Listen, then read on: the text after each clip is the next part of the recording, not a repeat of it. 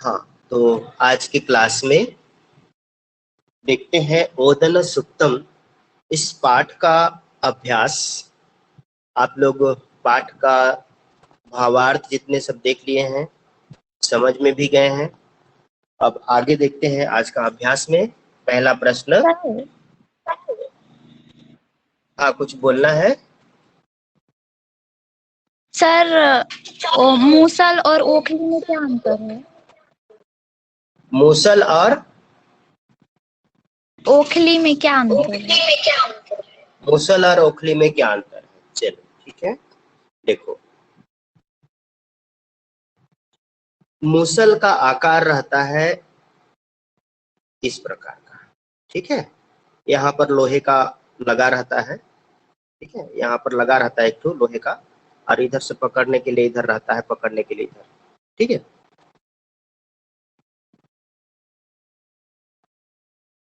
इधर लंबा रहता है, इधर पकड़ने के लिए रहता है, ठीक।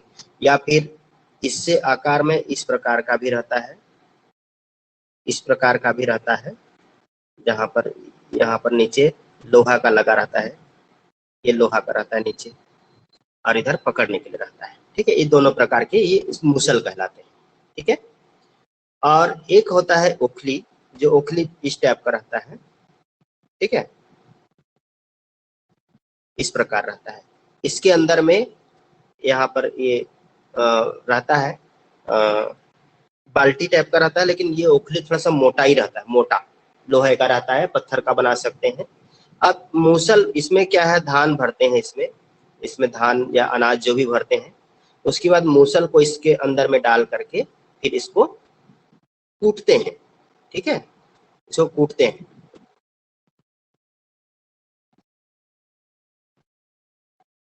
समझ में आ रहा है? कुछ समझ में आया? जी जी सर। मूसल, ओखली और मूसल समझ में आया? जी पहले सर। जमाने में जब ढेंकी का काम नहीं होता था तो ये ओखली काम आते थे, ठीक है। आप लोगों ने देखा होगा कि श्री कृष्ण लीला में श्री कृष्ण जब बचपन में थे तो उनको ओखली से एक बार बांध दिया गया था एक पेड़ में अटक गए, और फिर दोनों पेड़ गिरते हैं, फिर दोनों गंधर्व उसमें से निकलते हैं। ये प्रसंग आप लोगों को पता होगा, ठीक है। तो वो है ओखली और मूसल। अब यहाँ पर अधोलिखितानां प्रश्नानां उत्तराणि संस्कृत भाषया लिखत। क नंबर है, देवानां माता अदिति किम करोति। देवानां माता अदिति किम करोति, आप लोगों को पता है, श्लोक देखे हैं आप लोग, तो उसमें क्या है, अदिति क्या करती है? देवानां माता देवानां अदिति सूत्रग्राही अस्ति। हाँ हाँ, तो आप लोग देखे होंगे श्लोक, यहाँ पर देखिए, दिति सुरपम दिति, यहाँ पर देखिए, सुरपम दिति सुर्पग्राही अदिति। तो ये अदिति क्या करती है? सुर्पग्राही, अर्थात सूप को पकड़ने वाली है, ठीक है। अदिति क्या है? सूप को पकड़ने वाली है। तो हम यहाँ पर क्या लिखेंगे? देवानां माता अदिति सुर्पग्राही अस्ति। देवानां माता अदिति सुर्पग्राही अस्ति, ठीक है, समझ में आया? देवताओं की माता अदिति सूप पकड़ने का कार्य करती है। आगे समझ में? अगला, वातः किम करोति तंडुलस्य। वातः किम करोति तंडुलस्य। वातः किम करोति तंडुलस्य। वात अपावनिक करोति तंडुलस्य। हाँ, वातः अपावनिक करोति, यहाँ पर आप लोग देखे हैं, अपावनिक वातः लिखा है, अपावनिक वातः। ये क्या करती है? भूसे को चावल से अलग करती है, ठीक है। वायु जो है भूसे से चावल को अलग करती है, चावल से भूसे को अलग करती है। वातः अपावनिक करोति तंडुलस्य, या वातः तंडुलस्य अपावनिक करोति, वातः तण्डुलस्य अपावनिक करोति या वातः अपावनिक करोति तण्डुलस्य। आगे समझ में। अगला, जी सर। कस्य कस्य पिधानं करोति द्यौः। कस्य पिधानं करोति द्यौः, अंतरिक्ष किसको ढकती है? कस्य पिधानं करोति द्यौः। राध्यमानस्य ओदनस्य पिधानं करोति द्यौः। हाँ, राध्यमानस्य ओदनस्य पिधानं करोति द्यौः। देखो, राध्यमानस्य यहाँ पे लिखा है, राध्यमानस्य ओदनस्य अपिधानं करोति द्यौः। द्यौः अपिधानं करोति। राध्यमानस्य ओदनस्य अपिधानं द्यौः करोति, या हम इसको कह सकते हैं द्यौः राध्यमानस्य ओदनस्य अपिधानं करोति। ठीक है, हम क्या कह सकते हैं?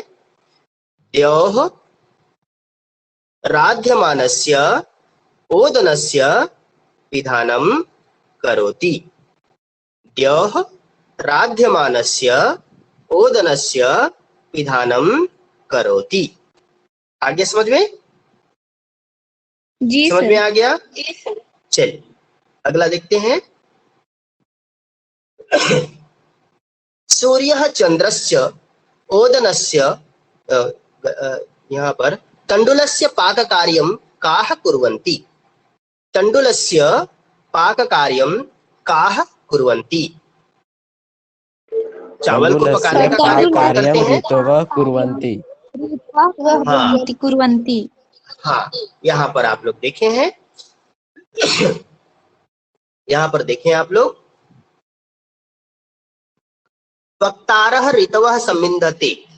ठीक है, यहाँ पर देखिए पक्तारः ऋतवः, पकाने का कार्य कौन करते हैं? ऋतुएं करती हैं। ठीक है, इसीलिए कहा गया है यहाँ पर तण्डुलस्य पाक कार्यं ऋतवः कुर्वन्ति। तण्डुलस्य पाक कार्यं ऋतवः कुर्वन्ति। सूर्यः चंद्रस्य ओदनस्य कौस्तः।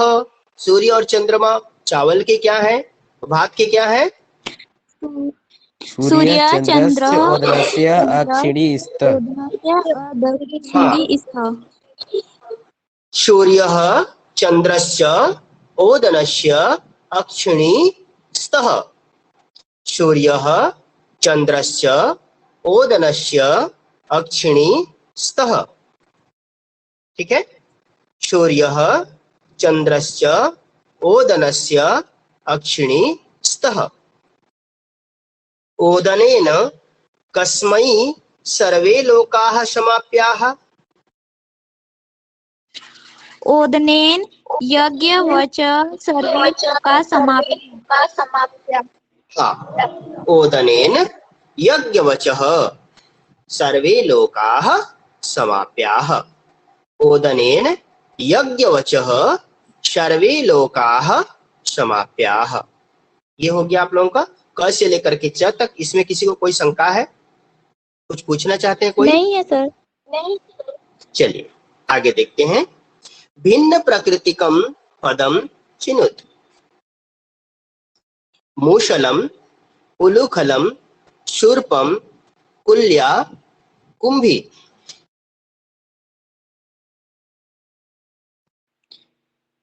सर कुल्या होगा। कुल्या होगा, क्यों होगा? सर क्योंकि मूसल का अर्थ होता है मूसल,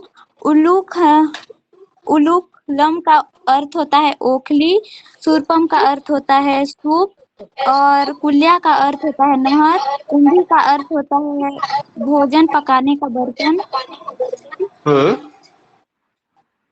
मूसलम, उलूखलम, शूर्पम और कुंभी ये सब खाना पकाने से संबंधित है, जबकि कुल्या का अर्थ नहर है। ठीक, बहुत सुंदर। कुल्या हमारे घर में नहीं पाया जाता है, ठीक है, बाकी चीजें हमारे घर में पाया जाता है। आगे समझ में? कुल्या जो है बाहर, घर से बाहर होता है, लेकिन ये बाकी चीजें घर के अंदर।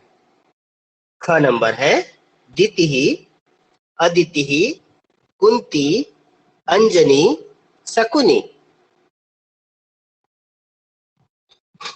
सर शकुनी इसमें होगा, अलग कौन? शकुनी। शकुनी क्यों होगा? क्योंकि सर अदिति राक्षसों की माता है, अदिति देवताओं की माता है, हाँ। कुंती और अंजनी बहन है। कुंती और अंजनी बहन है। कौन किसका बहन है? सर कुंती देखो, अंजनी का। कुंती नहीं अंजनी सर, का। कुंती कुंती पांडव की माता है, अंजनी हनुमान जी की माता है। हाँ, तो ये सारे के सारे महिलाएं हैं कुल मिला करके, ठीक है। और ये जो है पुरुष है, तो महिलाओं के बीच पुरुष का क्या काम है यहाँ पर? इसलिए ये अलग है। समझ में आया? कहाँ कहाँ से दोनों को बहन जी और सर। भाई बना दे रहे हैं। अगला, बहन जैसे दिख। शिरः, मुखम, वस्त्रम, हस्तम, पादम। सर वस्त्रम होगा। सर वस्त्रम। वस्त्रम होगा। वस्त्रम होगा, ठीक है। क्यों होगा वस्त्रम? बाकी सारे के सारे क्योंकि चीज सर जो है शरीर से संबंधित है, ठीक है। बाकी से सारे के सारे शरीर से संबंधित हैं, और वस्त्रम ये अलग है, ठीक है। चलिए अगला, ये वस्त्रम इसका होगा। बृहस्पति द्युलोक पृथ्वी वरुण शनि। सर द्युलोक। द्युलोक बताइए। द्युलोक सर होगा तो द्युलोक क्यों होगा? होगा। क्यों होगा सर द्युलोक? बृहस्पति, पृथ्वी, वरुण और शनि ये ग्रह का नाम है।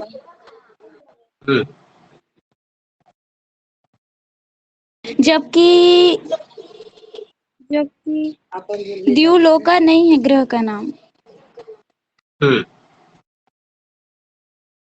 ठीक। बृहस्पति, पृथ्वी, वरुण और शनि ये सारे के सारे ग्रह हैं। द्युलोक जो है ये अंतरिक्ष लोक का है, ठीक है। उसको द्युलोक भी बोला जाता है। ये अलग है, जो कि सभी ग्रहों से अलग है, ठीक है। अगला, यज्ञवचः, ऋतवः, वसंतः, शिशिरः, ग्रीष्मः। सर यज्ञ वचः होगा, क्योंकि ऋतु वसंत, शिशिर और ग्रीष्म ऋतु का नाम है।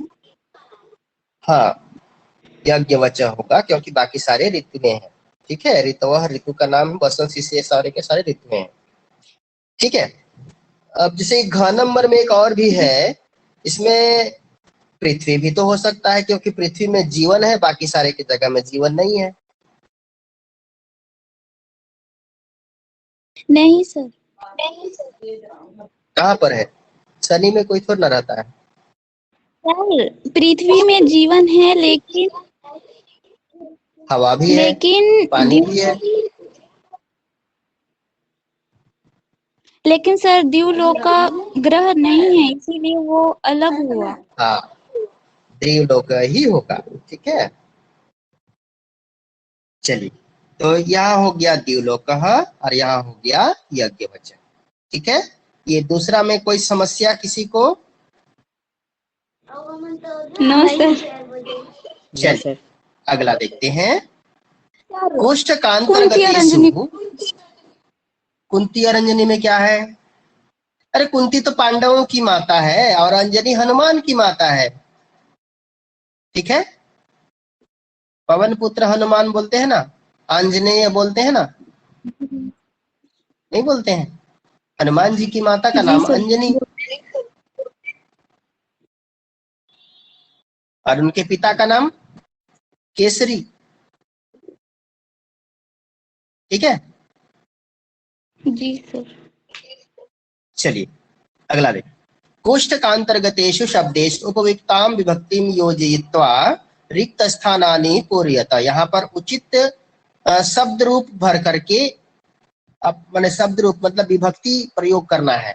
जो कोष्टक में यहाँ पर दिए गए हैं, ये जो कोष्टक में दिए गए हैं, इन शब्दों को उचित विभक्ति लगा करके यहाँ पर भरना है। ठीक है, चलिए देखते हैं क्या क्या होगा। असुराणाम रिक्त स्थान द्वितीय सिर्पम अस्ति। मातृ, मातृ शब्द का यहाँ पर उचित विभक्ति लगाना है, तो क्या होगा?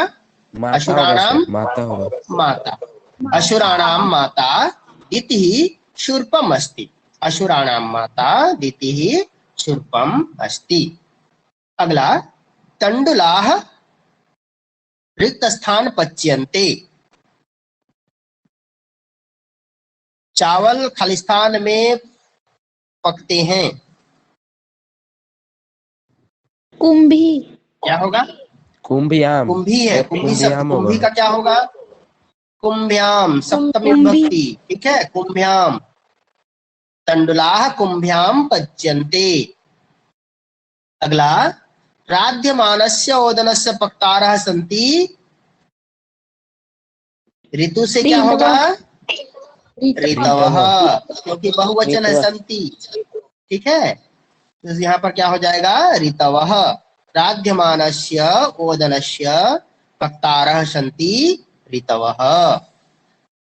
घ, रिक्त स्थान मुखम ब्रह्म अस्ति।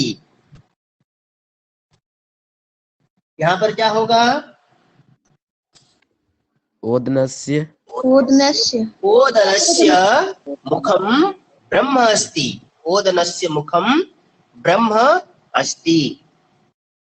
षष्ठी भक्ति, प्राणापानाः रिक्त स्थान सप्त ऋषयः सन्ति। वायु, प्राणापानाः वायु, क्या होगा? क्या होगा? वातः, वायु विसर्ग। ठीक है, क्या होगा?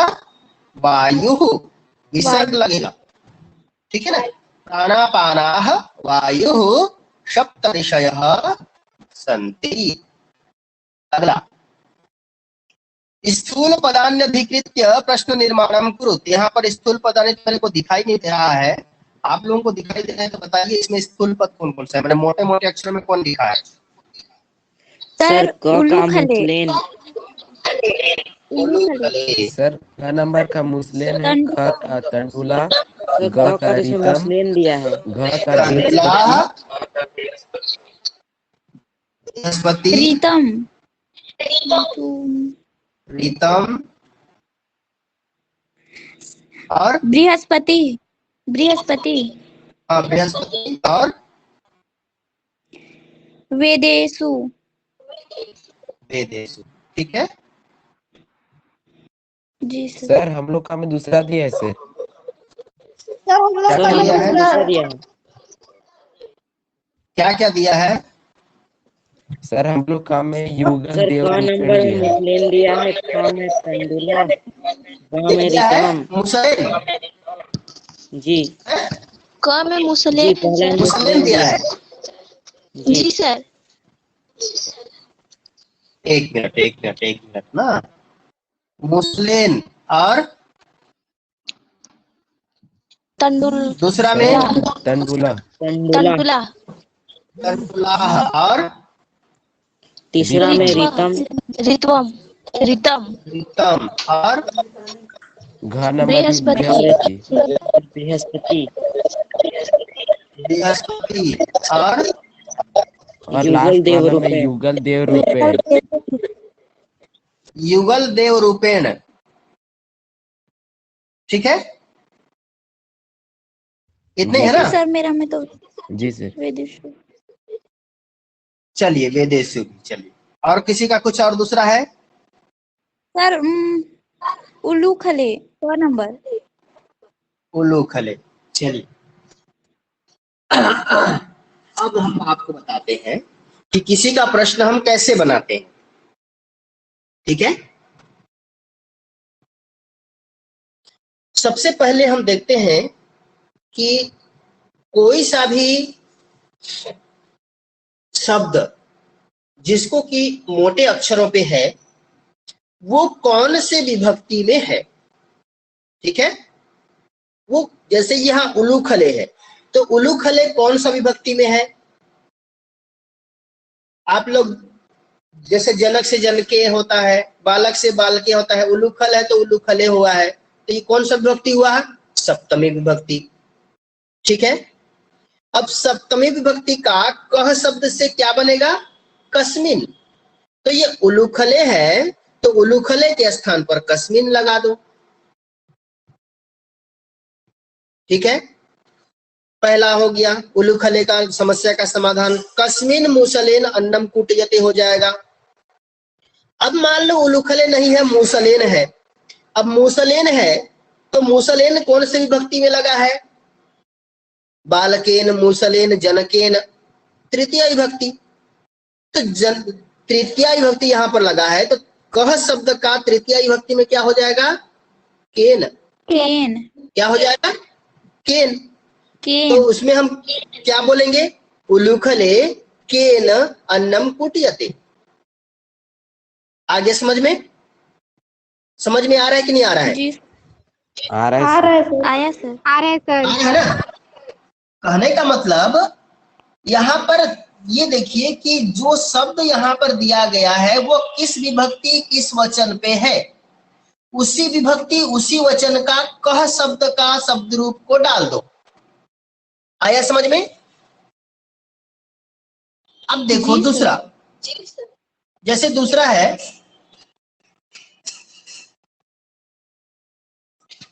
तंडुलाह।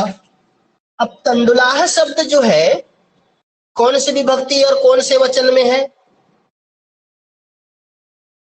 बालकः बालकौ बालकाः, तंडुलः तंडुलौ तंडुलाः, जनकः जनकौ जनकाः, कौन से विभक्ति और कौन से वचन पे है। सर प्रथमा विभक्ति एक वचन। प्रथमा विभक्ति और बहुवचन सर। एक वचन। बहुवचन, तंडुलाह बालकाह जनकाह। ठीक है, एक वचन में तंडुलह होता है, तंडुलह, तंडुलाह नहीं होता है। एक वचन में तंडुलह होता है, तो तंडुलाह बहुवचन है। तो कह शब्द का क्या हो जाएगा, कह कौ के। तो यहां पर लगा दो के। क्या लगा दोगे, के गावः इव सन्ति। ठीक है, अब यहां पर देखो हस्त प्रक्षालनार्थम ऋतम अस्ति। ऋतम यहां पर क्या दिया है, ऋतम। अब ऋतम शब्द जो है यहां पर देखिए, यहां पर विसर्ग नहीं है, मतलब ये पुल्लिंग नहीं है। म लगा है, मतलब ये नपुंसकलिंग है। अब नपुंसकलिंग में कह शब्द का क्या होता है, किम। क्या होता है, किम। ठीक है, तो ऋतम शब्द जो है नपुंसकलिंग में होने के कारण यहाँ पर कह शब्द का नपुंसकलिंग किम हो जाएगा। तो हस्त प्रक्षालनार्थम किमस्ति, प्रश्नवाचक चिन्ह। आ रहा है समझ में। यहाँ पर देखिए अगला, बृहस्पति ही देवानाम गुरु मन्यते। बृहस्पति शब्द का शब्द रूप कौन सा विभक्ति में है, ये ईकारांत पुल्लिंग, प्रथमा विभक्ति, बृहस्पति। ठीक है, बृहस्पति, बृहस्पति, बृहस्पतयः, ये उसका शब्द रूप होता है। तो बृहस्पति ही शब्द जो है प्रथमा विभक्ति एक वचन है, इसीलिए यहां पर कह ही होगा। ठीक है, कह देवानाम गुरु मन्यते। आगे समझ में, जी समझ में सर। आया। अगला है, अब आप लोग बता रहे इसमें वेदेशु और युगल देव रूपेण, यहाँ दो है। तो यह वेदेशु दिया है, तो वेदेशु शब्द जो है ये कौन सी विभक्ति और कौन से वचन पे है। वेद शब्द अकारांत पुल्लिंग, अकारांत पुल्लिंग में वेदेशु, सु किस में आता है, सप्तमी बहुवचन में सर। सप्तमी विभक्ति बहुवचन, ठीक है। बालके बालकयो बालकेषु, जनके जनकयो जनकेषु, वेदे वेदयो वेदेषु। तो उसी प्रकार कह शब्द का सप्तमी विभक्ति बहुवचन में क्या होगा? कस्मिन कयोः केषु। तो यहाँ पर वेदेषु के स्थान पर क्या हो जाएगा? केषु हो जाएगा। केषु द्यावा प्रेतुः युगलदेव रूपेण वर्णितौ, ये हो जाएगा। अगर हम यहाँ पर युगल देव रूपेण को करते हैं तो ये युगल देव रूपेण बालकेन जनकेन इस प्रकार का आता है। तो ये कौन सा विभक्ति में आया? तृतीय विभक्ति एक वचन। तृतीय विभक्ति एक वचन अगर में आता है तो क्या हो जाएगा? आप लोगों को बता दें, वेदेषु द्यावा पृथ्वी केन वर्णितौ, ये आ जाएगा आप लोगों का। तो समझ में आया? कहने का मतलब किसी भी प्रश्न का उत्तर कैसे बनता है या प्रश्न उत्तर का प्रश्न कैसे बनता है, हम उस शब्द के विभक्ति और वचन को देख करके हम उसको बनाते हैं। ये समझ में आया? अब प्रश्न बनाने बन जाएगा, कोई दिक्कत तो नहीं है ना? जी सर। जी सर, बन जाएगा। जी ठीक है। हाँ, अगला अधोलिखितानां प्रश्नानां उत्तराणि मातृभाषया लिखत। आपने ओखली और मूसल का प्रयोग कहाँ कहाँ देखा है? कितने लोगों ने देखा है पहले तो ये बता दो। ओखली और मूसल कितने लोगों ने देखा है?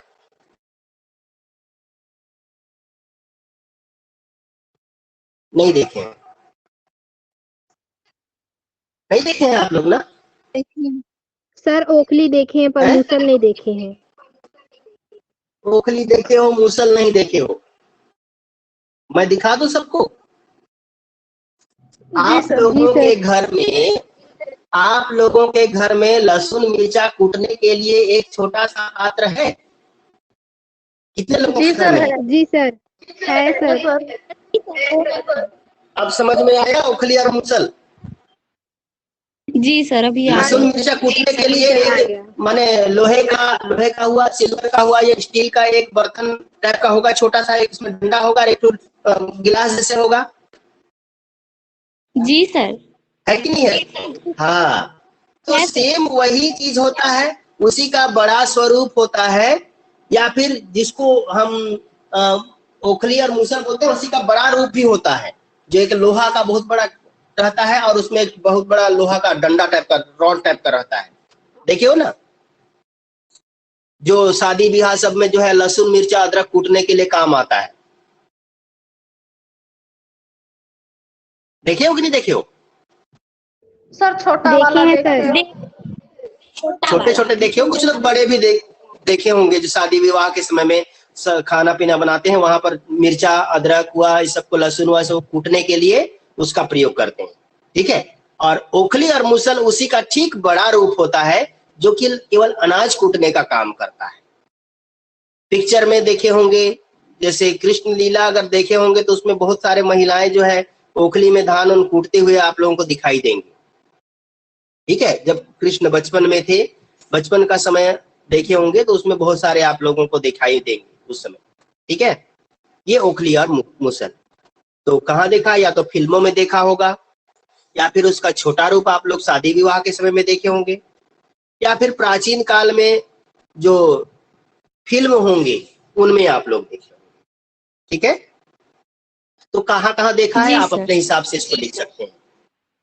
अब देखें, हवा अनाज के साथ क्या क्या करती है? हवा अनाज के साथ में क्या क्या करती है?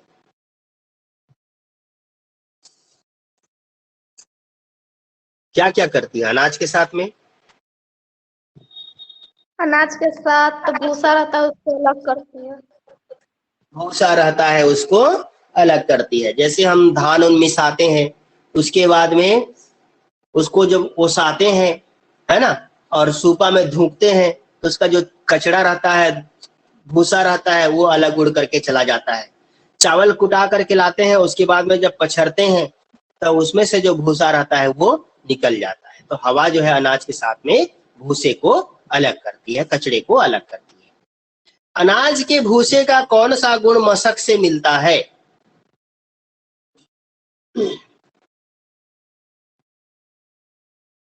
अनाज के भूसे का कौन सा गुण मशक से मिलता है? मशक जानते हो? मच्छर। जी सर। मच्छर। तो कौन सा गुण उनसे मिलता है? आप लोग भूसा कभी पछरे हो? जी सर, पछता है। जी सर, पछरे हैं। हाँ, तो जब भूसा पछरते हो तो जब उसी आसपास में देखना, थोड़ा सा कितने छोटे छोटे कण इतना हवा में उड़ते हुए आप लोगों को दिखाई देंगे। दिखाई देते हैं, नहीं देते हैं? देते हैं सर। दिखाई देते हैं सर। और नहीं देखे हो तो अभी किसी के पास भूसा है और सूपा है तो निकालो और थोड़ा पछड़ करके देखो, वहां आसपास में कितने सारे भूसा कण उड़ते हुए दिखाई देंगे। तो ये क्या है? मच्छर जैसे समूह में उड़ते हैं, भिन भिनाते हैं, तो ठीक उसी प्रकार के ये भूसा भी उड़ते हुए दिखाई देंगे, मच्छरों के समान उड़ते हुए दिखाई देंगे। मच्छर थोड़ा सा बड़ा होता है, मशक माने भूसा का कण जो होता है थोड़ा सा छोटा होता है, लेकिन जो गुण है वो उसी प्रकार उड़ते हैं जिस प्रकार मच्छर उड़ते हैं। इसीलिए ये उड़ने का जो गुण है वही इनसे मिलता है, समूह में उड़ने का गुण। ठीक है, अगला, आपने आसपास आपके किन किन लोगों को रसोइये के रूप में देखा है? रसोइया के रूप में किनको देखे हैं? सबसे पहला रसोइया तो आप लोग हॉस्टल में देखे होंगे, देखे कि नहीं देखे? जी सर। जब बहुत सारे लोगों के लिए खाना बनाते हैं। दूसरा, अपना रसोइया अपने घर में देखे, अपने मम्मी लोगों को खाना बनाते हुए। तीसरा, जब शादी विवाह होता है या कोई कार्यक्रम होता है तो वहां बहुत बृहद पैमाने पे खाना बनता है, 100 लोग, 200 लोग, 400 लोगों के लिए खाना बनता है, वहां पर रसोइया को देखे होंगे। होटलों में रसोइया को देखे होंगे जो खाना बनाते हैं, सब्जी दुनिया भर का बनाते हैं। ठीक है, ढाबा में देखे होंगे। तो इन जगहों पर आप लोगों ने रसोइया देखे। हलवाई की दुकान पे, मिठाई की दुकान पे, शादी विवाह के अवसर पर, हॉस्टल में, इन जगहों पर आप लोगों ने रसोइया को देखा होगा। देखा है कि नहीं देखा है? देखे हैं सर। देखे हैं सर। अब यहाँ पर देखें, उपर्युक्त मंत्रों में शरीर के किन किन अंगों का उल्लेख आया है? आप लोग देखिए, शरीर के कौन कौन से अंगों को यहाँ पर दिया गया है। सबसे पहला अंग तो दिया गया है क्या? चक्षु। कान। ठीक है, उसके बाद में हस्त, शिरः, मुखम, अक्षिणी, मुख। श्रोते। ठीक है, इतने सारे यहाँ पर दिए गए हैं। आंख, हाथ, सिर, मुख, कान और आंख, इतने सारे चीज। आगे समझ में? जी सर। जी सर। अगला,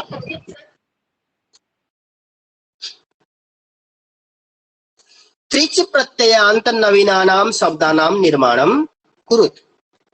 आप लोगों को बता दें, ये जो त्रिच प्रत्यय होता है, ठीक है, त्रिच प्रत्यय में इसमें त में आ जुड़ता है, ता। ठीक है,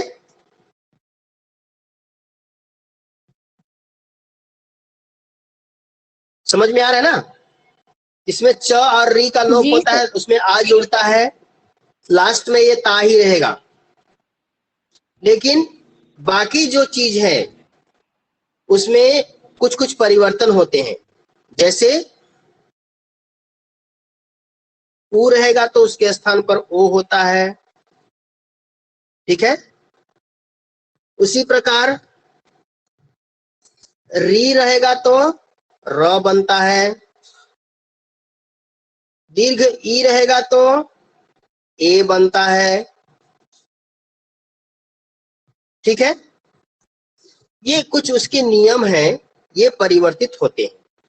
जैसे यहां पर दिया है पच, पच में त्रिच जुड़ा है तो पक्ता बना है, तो ये च का आधा क बना है। उसी प्रकार यहाँ पर नी है और त्रिच है, तो नी धातु का बनेगा, नी का क्या बनेगा? ए, ए बनेगा। ई बड़ा ई है, बड़ा ई अगर है तो उसका ए बनेगा, तो यहाँ पर नी का ने बनेगा, ने, और इधर ता, नेता बन जाएगा। क्री धन त्रिच है तो क्री का री का र बनता है तो क्री का कर हो जाएगा, ठीक है। कर और ता यहाँ पर क्या बन जाएगा, करता। आ का मात्रा आ ही रहता है, दा का दाता। वच यहाँ पर च में क बना है तो यहाँ वच से वक्ता हो जाएगा, ठीक है। व से क्या बनेगा, वक्ता। श्रु का ऊ की मात्रा है तो उसका क्या बनेगा बोला था, ऊ की मात्रा, तो श्रु का श्रोता, ठीक है। श्रोता, दाता, कर्ता और नेता, ये आ गया समझ में। तो त्रिच प्रत्ययांत जहां पर भी होगा, त्रिच जो प्रत्ययांत है ये है आपका तद्धित प्रत्यय है। त्रिच क्या है, एक तद्धित प्रत्यय है, और तद्धित प्रत्ययांत जो शब्द इसमें बनेंगे उसमें श्रु से श्रोता मतलब धातुओं के साथ जोड़ करके इसको क्या बना जाता है, माने ये संज्ञा या सर्वनाम बनाया जाता है, ठीक है। तो ये हो गया आपका त्रिच प्रत्ययांत शब्द। अगला आप देखते हैं, छत्तीसगढ़ को धान का कटोरा कहा जाता है। अपनी भाषा में धान की रोपाई, निंदाई, कटाई के गीतों को संग्रह कीजिए। आप लोगों के पास में बहुत अभी रोपा डोबा चल रहा है, तो बीड़ा तीरते समय, धान को रोपाई करते समय, निंदाई करते समय कौन कौन सा गीत गाते हैं, थोड़ा सा आप अपने अपने कॉपी में इसको आप लोगों को नोट करना है। और दूसरा प्रश्न कहता है, भात बहुत सारे लोगों का प्रिय भोजन है। कक्षा के बच्चे अपने प्रिय भोजनों की सूची बनाएं और उनको संस्कृत शब्दों में लिखें, ठीक है। अब अपना अपना प्रिय भोजन क्या क्या है, कौन कौन सा चीज खाते हो, उसके संस्कृत में नाम क्या है, इन चीजों को आपको लिखना है। ये आपके समझ लीजिए प्रयोजना कार्य में ये चीज आता है, याद रखना ना। संस्कृत शब्दों का मतलब भोजन के नाम संस्कृत में आपके प्रयोजना कार्य में आएगा, इसीलिए थोड़ा सा इसको आप लोग याद करना, ठीक है जी सर। तो ये आप लोगों के लिए कार्य है, आप लोग इसको करना है। आप लोग कॉपी में नोट करके फिर भेजेंगे, ठीक है। मैं इसको असाइनमेंट के रूप में अपलोड कर दे रहा हूं।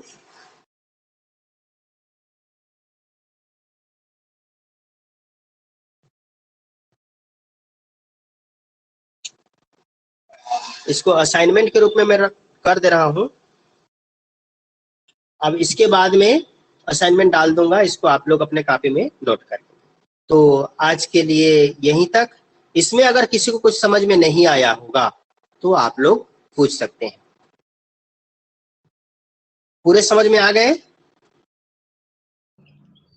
जी सर। जी आ गया। चलिए ठीक है।